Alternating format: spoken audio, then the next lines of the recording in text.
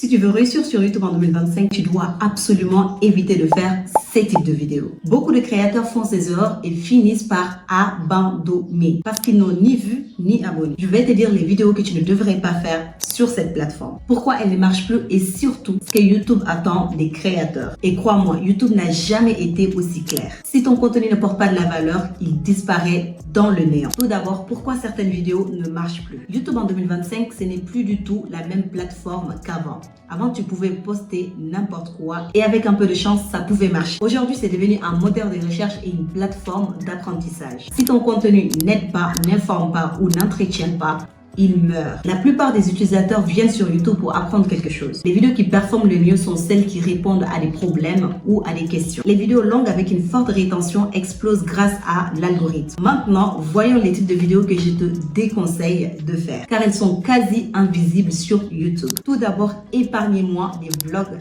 sans valeur. Pourquoi ça ne marche pas? YouTube favorise les contenus utiles, pas juste ta vie quotidienne. Seuls les créateurs déjà connus peuvent se permettre de faire des vlogs réguliers. Et il faut savoir que les spectateurs viennent d'eux-mêmes, pas pour toi. Si tu n'es pas une star ou tu n'apportes rien d'utile, ton vlog va juste être ignoré. Par contre, ce que tu peux faire, c'est de faire des vlogs avec une thématique forte, comme par exemple une journée dans la vie d'un entrepreneur, comment j'ai monté mon business en un an. Ce sont des vlogs qui apportent de la valeur, qui parlent de votre expérience personnelle. Donc, c'est utile pour toutes ces personnes qui veulent se lancer dans l'entrepreneuriat. Deuxième chose, les vidéos trop centrées sur toi sans contexte. Une vidéo du type « Ma nouvelle coupe de cheveux ».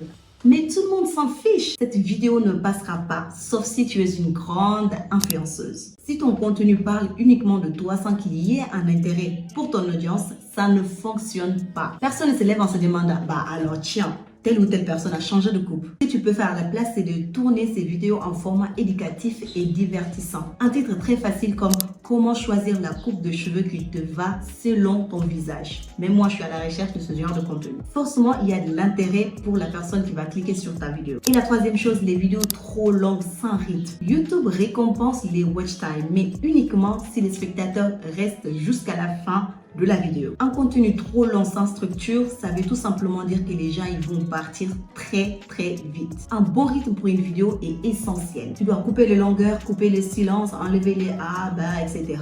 pour rendre ta vidéo beaucoup plus dynamique. Ajoute du visuel et du montage dynamique. Tu peux ajouter des sound effects, tu peux ajouter un peu de musique, tu peux ajouter des stickers, des pop-up, etc. pour rendre ton contenu vraiment facile à regarder. Et pour surtout maintenir l'intérêt. La quatrième chose, c'est les vidéos sans niche claire. On en a déjà parlé dans mes 3 dernières vidéos que vous allez trouver juste en bas quelque part. Si tu fais une vidéo gaming aujourd'hui, un tuto maquillage le lendemain, un vlog après, l'algorithme ne sait pas quoi faire de toi. Garde en tête que YouTube classe ta chaîne selon un sujet précis. Si YouTube ne te recommande pas, c'est mort. Il faut choisir une niche claire et deviens un expert dans ce domaine. Il faut te spécialiser pour que les gens ils se disent « Ah ouais, cette personne, elle est bien dans ce domaine ». Et pour finir, les vidéos YouTube, je teste YouTube sans effort. Ça veut dire les gens qui font du copier-coller. YouTube privilégie les gens qui apportent de la vraie valeur, du vrai contenu, recherché, travaillé, etc. Copier les tendances sans rien ajouter de personnel est égal à invisibilité.